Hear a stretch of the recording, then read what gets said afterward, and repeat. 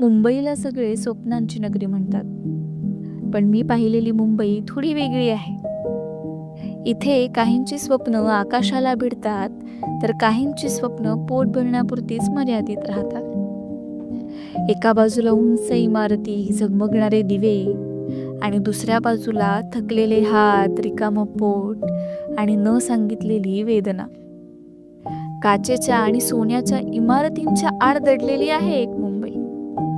घाम, संघर्ष आणि निशब्द सहनशीलतेवर उभी असलेली स्वप्नांची नगरी, संपत्तीचं केंद्र आणि असंख्य शक्यतांनी भरलेलं शहर.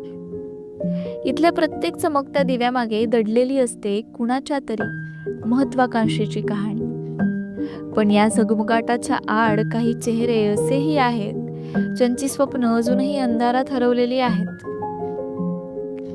काहींसाठी मुंबई म्हणजे उंच इमारती, ऐशो आराम आणि झगमगाट, पण काहींसाठी ती फक्त जगण्याची झुंज आहे.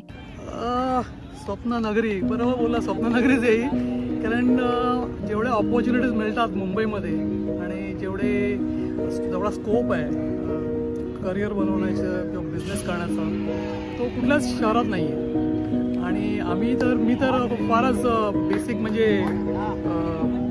काय म्हणतात त्याला, लोअर मिडल क्लासच्या याच्यामधून आलो आहे.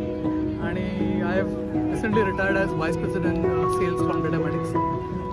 तर माझी जर्नी पण एकदम म्हणजे मला आठवतं आमच्याकडे लहानपणी नुसतं एक झोपाळा आणि एक खुर्ची होती घरामध्ये, आणि आज सगळं आमच्याकडे आहे. म्हणजे माझ्याकडे 2 गाड्या, 2 घरं आहेत, मी क्रिकेट खेळतोय, जॉब करून पैसे कमवतोय, मजा करतोय. तर हे सगळं मुंबईमध्ये पॉसिबल आहे, दुसरीकडे पॉसिबलच नाही आहे. त्याच्या एका बाजूला संपत्तीचा झगमगाट असतो आणि दुसऱ्या बाजूला कोणीतरी एका वेळच्या जेवणासाठी झगडत असतं. तेव्हा हा समानतेचा देश खरोखरच किती समान राहतो. पण या संघर्षासाठी एक आशा आहे, जी प्रत्येक दिवस जगण्याची ताकद देते, जी या शहराला जिवंत ठेवते, जी अंधारातही प्रकाश दाखवते, आणि जी सांगते मुंबई अजूनही श्वास घेत आहे. ही आहे खरी मुंबई, जिथे प्रत्येक संघर्ष एक कहाणी सांगतो आणि प्रत्येक थकलेला चेहरा उद्याच्या आशेने उजळतो.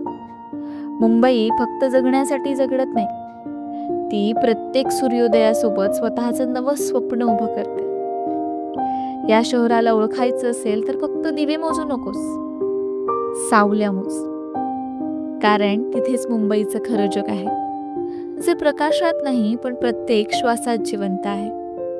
मुंबई झगमगते, पण तिच्या सावल्या वेगळी कहाणी सांगतात, जी जग बहुतेक वेळ पाहायलाच विसरते.